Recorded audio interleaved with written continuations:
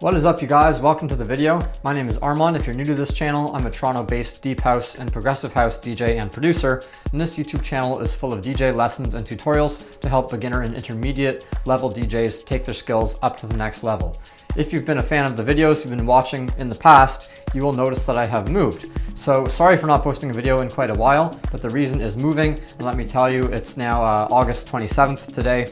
Been in the new house for about 2 weeks. Moving during a pandemic is a bit of an interesting process. There were some ups and some downs, but we got through it, and I'm excited to start putting my attention and effort into building out this room in the basement, which I can actually create into my own studio. It doesn't need to be a multi-purpose room, so I'm going to actually be able to do something of a professional grade of acoustic paneling and treatment in the room. So I'm excited to share with you what I've done so far, which, as you'll see, is not terribly much. I'm waiting on a desk to arrive and some other items to get going here and get producing music, and I've already prepared the measurements for the room in terms of what kind of acoustic treatment will be necessary. But I'll show you around the room and show you what I've done so far and talk about what I've got coming up. And as well, I'll go through some of the expected costs, because I know some of you are also interested in building your own studios and would like to start planning your budget. All right, let's take a little look around. As you can see, this is a partially unfinished basement. In fact, it's only the one room here that's going to be the studio that is finished. It's otherwise pretty rough. You can see the floors. Hello, Nitro RC cars.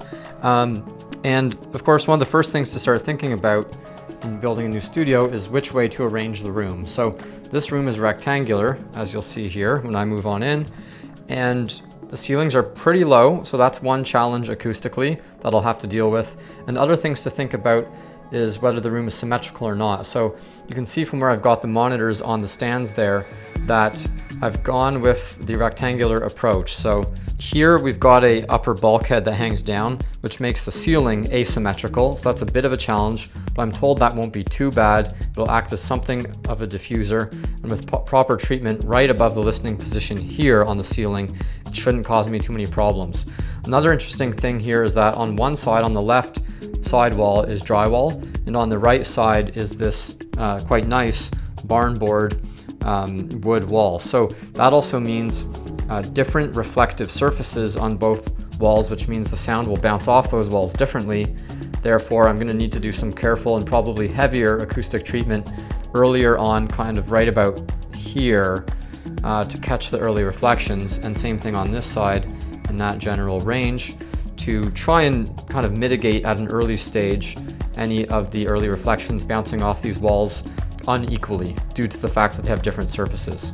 One thing that's good about the room is the carpet. I'm coming over from a condo where I was using a small spare bedroom as a studio, which had concrete ceilings and hardwood floors. So a lot of hard surfaces for sound to bounce around off of. So the fact that there's carpet on the floor should be of a bit of use. And I'm also wondering if this barn board, because there is drywall behind it, will kind of function as a bit of a diffuser. There's no air gap behind it, but some of the sound might go through the wood and kind of get trapped in there and not bounce back out through the wood, which could also be a good thing, or maybe that's a bad thing because the same thing won't be happening over here on the sidewall. We shall see. Over here for now is going to be the guitar area, guitar pedals and amp. Haven't hung any guitars on the wall yet because I don't know where I'll be placing acoustic panels. So we've got a guitar just hanging out here in its case, another guitar here, and the only thing that's really set up so far are the monitors and stands. So let's have a closer look at those. So in terms of monitors, I'm using Focal CMS 50s here. That has a 5-inch driver. These set me back about $1,500 Canadian, but that was 5 or 6 years ago now. It is a bit of a higher end monitor, not top of the line, but pretty good and handmade. They're front ported, which I'm told is good, which will allow less bass buildup in the back of the box for a small room like this. And from my old studio at my condo, you may recall that I had these on desk stands. Well, this time I decided I want proper isolation. I want them off the desk, have better ability to aim and control their height to get them exactly at ear point. So I've gone with some floor stands here. The floor stands are from a company called OnStage. They make lots of mic stands and monitor stands and stuff like that. And these are super stable. I'll zoom in on the space for you, just to focus in there. They're super stable.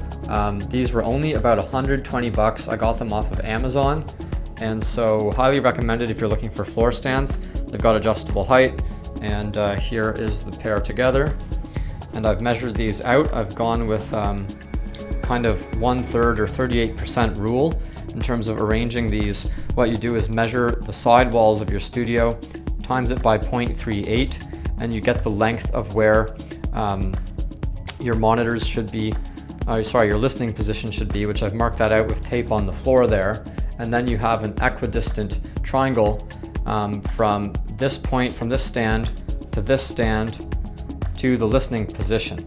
And what that means in a room like this actually is that the desk is going to end up stopping a good sort of 1.5 or 2 feet from the back wall there. So it'll look a little bit funny from an interior design perspective, but that is apparently the way to get the best listening position. The desk being close to where that'll be my head right there. So that's basically where the middle of the chair will be sitting. So, the desk is not going to fill up all of that space, because that's a good maybe 6-7 feet there to the wall. The only other thing I've really done so far is to install these lights, a little bit of accent lighting, provide a little bit of extra lighting over the desk where I'll be working. And the pot lights above in the ceiling are actually on a dimmer switch, which is nice. So there you've got it. As you can see, I'm kind of stuck without a desk. I'm waiting for it to arrive. The order's been put in quite a while ago, and it's of course COVID-related shipping delays, but I'm told that it should arrive pretty soon, and then I can at least get going with some continuation of music production, probably using headphones for now until acoustic treatment is put in place. I'm still kind of pricing that out, shopping around right now. What I've learned in terms of what I should need to treat this room to address what are probably going to be the biggest problems is bass frequencies around the 100 hertz mark, is to put in about 4 broadband panels on the sidewalls, 2 on each. Those are acoustic panels about 12 inches wide and 48 inches tall, and another one the same shape and size on the ceiling right above the listening position, and then probably 2 bass traps on the back wall, which are basically, again, just acoustic panels that happen to be even thicker, 8 or 10 inches thick, so that more frequency and more bass can get trapped in there, diffused within the foam and not bounce back out on you. And possibly also some corner, actually definitely some corner bass traps, which are going to be angled columns that are triangles that fit snugly into the 4 corners of the room. So I'm pricing this out, and it seems like it's probably going to be in the neighborhood of $1,500 to $2,000. So going through, the costs involved to set up the studio like this from scratch. And of course, the only thing I'm not doing is building floating walls and floating floors with air gaps in it, because that's going to be much, much more expensive and potentially not worth doing in a smaller room like this that eventually we may finish the whole basement and renovate anyway within a year or 2, dig out the floor so that the ceilings become higher, which I assume will also be better for sound and for mastering and mixing. But the budget to date, basically say $2,000 for acoustic paneling, monitors and stands about $1,600 for both. An audio interface, which is about $200. I'm using a very simple 2-channel one, the PreSonus Audio Box USB.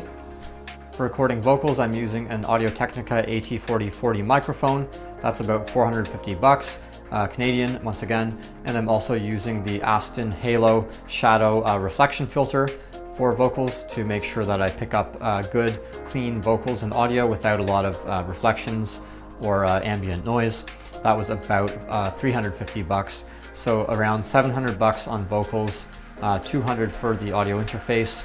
That's about $900, and then when you factor in monitors and stands, the total budget for this kind of a build, I think, will be around $4,000 to $5,000, including the gear, which gets you into the vocal game as well, and potentially also to record some instruments. Of course, then you've got to factor in your own computer or laptop. Many of you will have that already.